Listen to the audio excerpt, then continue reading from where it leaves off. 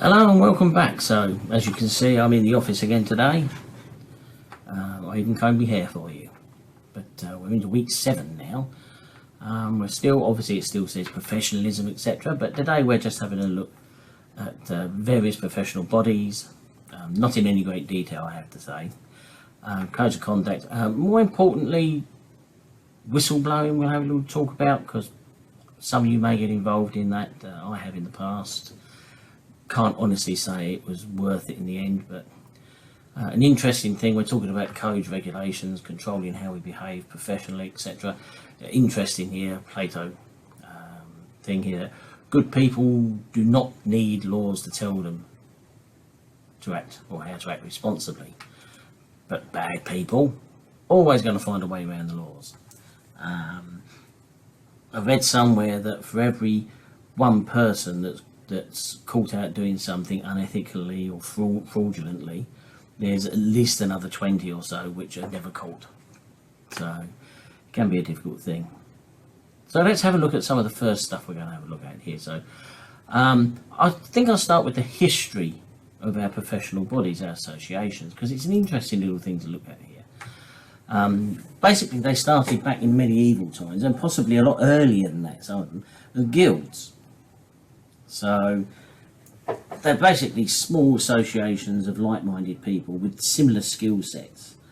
Artisans are, and they were accepted as being specialists or experts in whatever their field was, and they began to band together to share knowledge and information. It also allowed them to provide a means of passing on their skills to the next generation, which we would call apprentices, I suppose, nowadays. Generally, the earliest guilds that have been recorded are known to have been in India, down in the subcontinent, nearly 4,000 years ago, or a bit over 4,000 years even. They were definitely around in Roman times. There's a lot of mention in Roman texts, etc., of guilds and associations, and they had engineers and they had architects, etc. They had all the ones we would recognise, and they developed quite quickly. Obviously, the Roman Empire spread throughout Western Europe, and that spread them, and they were obviously spreading as way down from India upwards, got into China eventually, I believe, but they were quick. Medieval Europe, which was a Renaissance period, just after medieval Europe, Renaissance, there was a lot of construction, a lot of trades, a lot of skills going on, so they began to coalesce into guilds, as they would be called then. They started basically, as I say, as small associations of highly skilled people. And they developed into a more formal arrangement. They got recognised by their governments in their countries, and internationally began to be recognised. An example would be the Masons. Now, I'm not talking about the Masonic Masons here, although whether they came from that I don't know, but Masons were working, stonemasons were working throughout Western Europe in medieval times. They were in many countries. International travel was quite free back then, so you'd have Italian plasterers and carvers and sculptors working in Britain or anywhere, or in Russia, or they were all over the place. So don't think that this international element is a modern thing, it's not. They ended up with strict requirements over being a member. They had standards, and they were very high standards as well, of quality and pricing, by restricting the number of members and therefore people that could provide a service.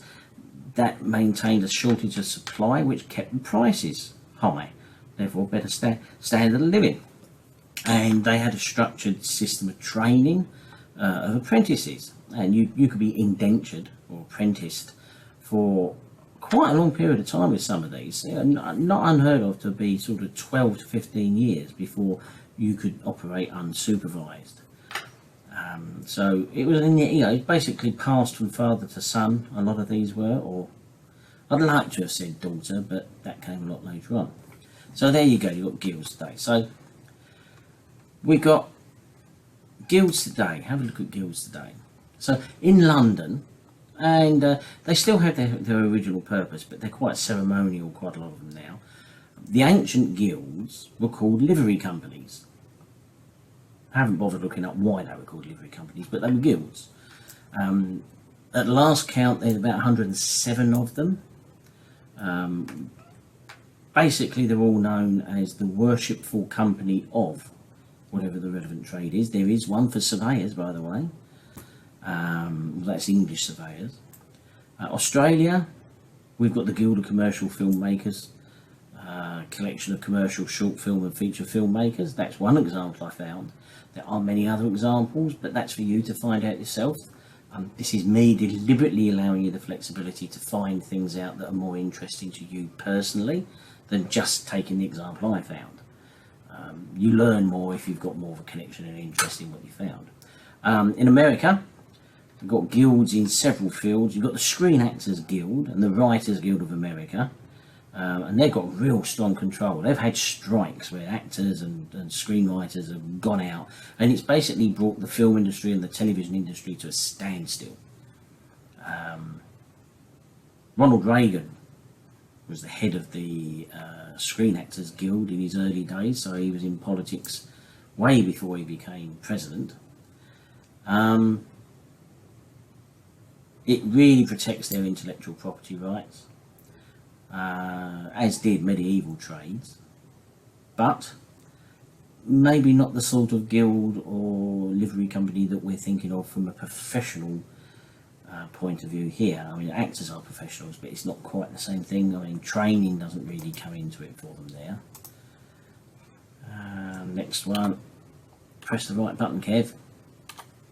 No, still pressing the wrong button again. Been on holiday for a week, lost the track of it here. So many of our organisations we've got nowadays that you're going to research your own ones. They've got a similar structure to a guild. If you were to look up the guild structure, architecture, engineering, land surveying, building surveying as well. They've all got lengths of apprenticeships before you can be granted a professional certification, get those letters after your name. Part of that apprenticeship nowadays is taken up by doing a recognised higher level of education, such as a degree. So you don't learn everything on tools on the trade. You learn a lot of the intellectual theory stuff here at a university, and then you go and apply that in the workplace. And you may have to work as a chartered building surveyor in Britain. You would have to do 2 years of work under the supervision of someone, and then after that had been completed, you then had to sit an industry set test of your competency, and it still exists today. So it could take you, the quickest you could do it in was 2 years, and I managed to do that, but it's not uncommon for people in surveying to take 3, 4 or 5 years to get through it, especially if they get a lot of heavy workload. They can't really concentrate, or they may get dragged off and specialise too early in their career. That is a risk. So this certification, this professional accreditation, I'm a member of the Royal Institute of Chartered Surveyors. I'm too tight to pay the extra money to be a fellow, not a member. They've got a lot of legal weight to them. They're required in most states in Australia, most countries in Europe, and they're a prerequisite to doing business. Basically, if you've not got the right qualification, you're not going to be able to do the work. On the flip side, as we said earlier on, it also makes it very difficult, if almost impossible, to get professional indemnity insurance if you're not qualified in something. What's the difference between a union and a guild? Guilds, some people will say, some stuff you'll read, that they were the successors, the precursors, came first, of a modern trade union. So a guild would then start to show more interest in the general labour force in that industry than just the top tier of the qualified people. And also, strangely, guilds have also got some strong similarities with modern corporate structures and behaviours. But remember, the guilds were groups of self-employed, highly skilled craftsmen who owned and controlled all their own materials, etc. All right, whereas a trade union has got a much wider remit than that. Guilds were small business associations as we would see them nowadays, and didn't have a lot to do with a trade union. You'll find some early trade unionists were also members of guilds, so they took that knowledge and experience with them when they set the trade unions up. Merchant guilds, they're much closer to the Chamber of Commerce and to a union. They were not specific about one particular skill set or activity, so they're getting a much broader overview. As an example, I'll take the one that I know, which is the Royal Institution of Chartered Surveyors. There was the Surveyors Club. This is directly from the RICS website. Started off as a Surveyors Club, formed, we think, in about 1792. Apparently used to meet in one of the early coffee houses in the City of London, as did the original stock exchange and the original banks used to meet in these coffee houses. But the foundations of what I see, what we accept as the RICS, really started when 20 surveyors met at the Westminster Palace Hotel. Probably served coffee, I suppose. The chairman of it was a John Clutton. They started doing what all these things do, and they started to bring in bureaucracy. So they ended up with a subcommittee to draw out the resolutions and the bylaws and the regulations that they were going to work under. I suppose some unions do that as well. And this was actually done. This was to establish the professional association to actually represent surveyors and the property profession to the public, to government, and to clients. Then the Institution of Surveyors came along, and that expanded itself to the massive number of 49 members by 1868 into Victorian times now, which is a massive boom time. They still met at the Westminster Palace Hotel, and they approved revolutions and elected the first council. John Clutton was elected the first president of the Institution of Surveyors. See that? Clutton's was also a very large consultancy through most of the 20th century, being merged many times now. And they leased offices at 12 Great George Street, which is still the head offices of the RICS today. They don't lease it, they own it now. And it's across, there's a public square, a little green garden with a statue. I think it's, who's the Prime Minister sitting in the middle of it now? Oh, he was around for the Second World War. But it's dead opposite the Houses of Parliament, which meant they had really straightforward and open access to the legislative makers at the time. The requirement for having an organisation such as this and the Royal Institution of British Architects, etc., are all going at the same time by now. There's a lot of development and expansion of the industrialised world. As I said, it's the Victorian period by now. Lots of infrastructure and housing and transport were being invented and grown and constructed and spread. So there was much more need for safety and therefore checks and balances on the quality of the work and design that was being undertaken. So for more than 100, and it's now called the Royal Institution of Chartered Surveyors, as it was given royal decree. That's really quite an important thing to have nowadays, although we're still in the Commonwealth bit. So for about 140 years now, the RCS has worked to ensure that we maintain our standards, we maintain relevant to the modern society, and that's becoming important now with more and more heritage and more sustainability issues creeping in now. And they've added in this last bit here about the planet for future generations, and you'll find nearly all institutions, etc., are now including this sustainability element in their charters or in their guidelines. I've done it again, I don't want to do that again. I need to come out of that one. It doesn't want to let me come out. Why will it not let me come out? I think I've got a glitch. I've got a glitch. I've definitely got a glitch. Look, it's stuck in one place. Let me try and find my way back out again. So that's the history of them. We'll end up with codes of conduct. There is an Australian code of construction ethics, It's a peer-reviewed article in the library, and I've given you this link here. I'm going to click it. No guarantees it'll work, but you can copy and paste it into your browser if you want to. And here we go. Here. Let's see, what's it going to say? Oh, cannot be displayed. Oh, I've got to sign in. I'm going to download it, and I'm going to send it to everybody in Teams and add it as a link in the useful resources tab in Moodle. But that's got loads of information in it there, and I will do that now, so it'll be there. This is orientation week I'm doing this in, so it'll be there for next week. Code of conduct. Good code of conduct it's written for the reader, not the technically. It's not written technically and in jargon. It's easy for anyone to understand. It covers all the important details. It's very comprehensive. Okay, answers common questions. You know, the frequently asked question part of it.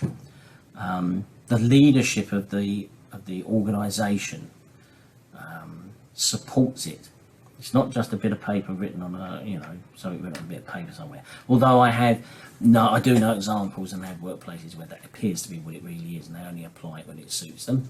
But I think that's just human nature sometimes. It's always been acknowledged and it's been approved by senior management. Okay, it's got to be accessible, got to be available to all employees, all current and potential investors, clients. They all need to be able to access it. Okay. And there's a couple of links here. I don't know. I mean, let's have a go. Let's see what happens. You see, if it doesn't go to the library, it seems to work. Okay, so there's another one there, which will take you to Australian Government Codes of Conduct for Business. Okay, so they're useful things for you to go and have a look at. There are prescribed mandatory codes. Now, this is blank deliberately because I want you to go and look up what are the mandatory codes that you have no choice but to comply with for whatever your personal professional organisation is, or your employer if you're at work. And I'd like you to discuss it during the tutorial. Okay, so that's what I want you to go and do there. And then there are the non-prescribed voluntary codes. Okay, so you've got industry codes of conduct, and they set out very basic standards for the conduct of industry in different areas. So the Australian Competition and Consumer Commission, I had to read it there because it's a tongue twister, encourages. Now, does that mean they've got legal power to force? I don't know.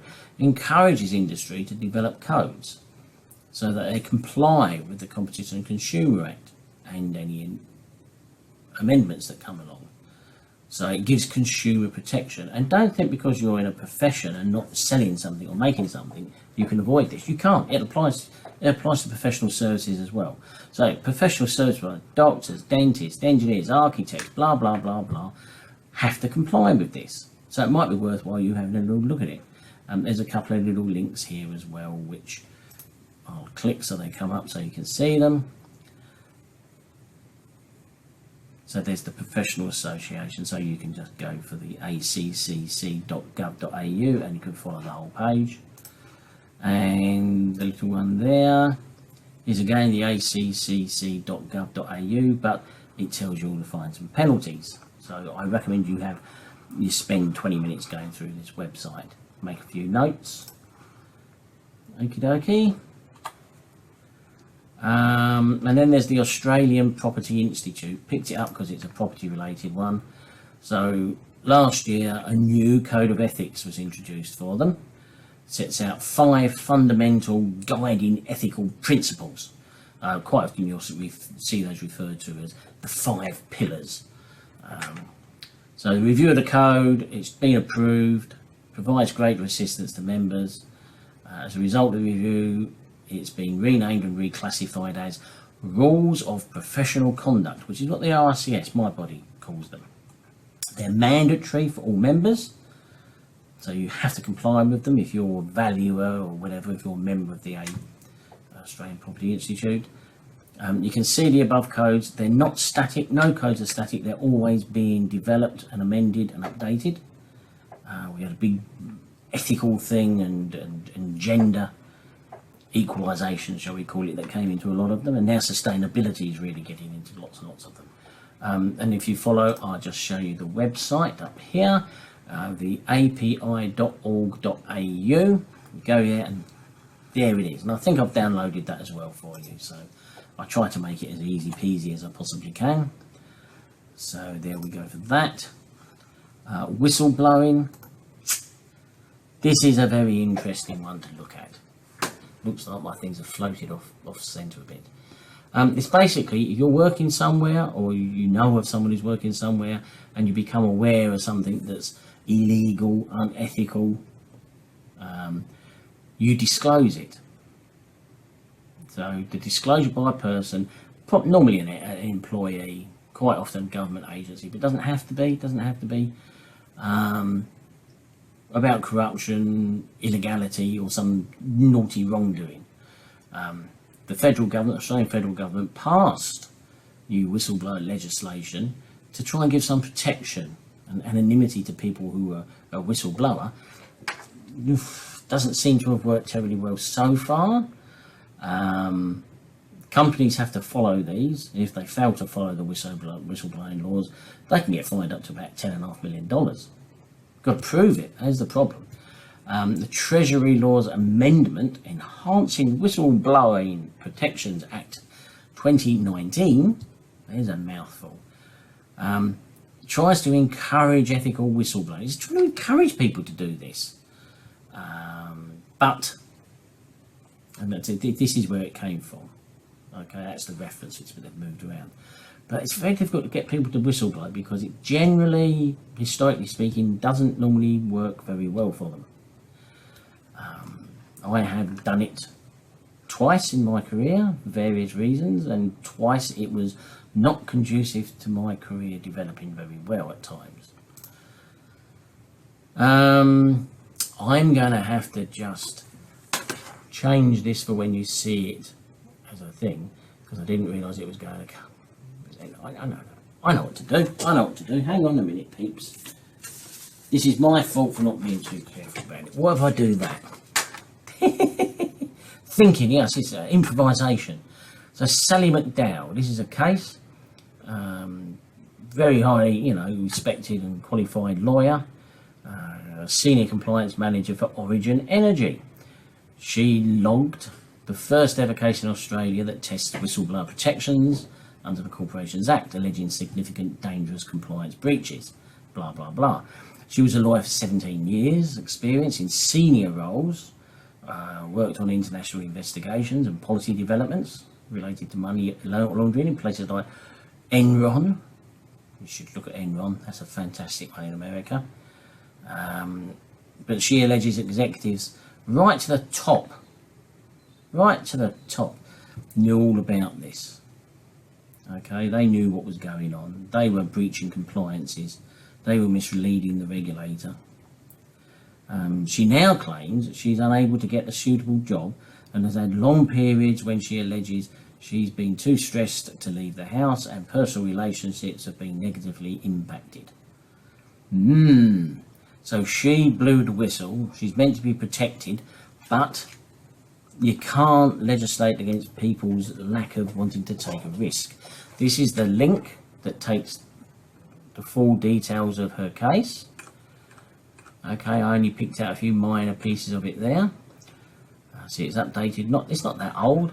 So smh.com.au business. So SHM, they're solicitors.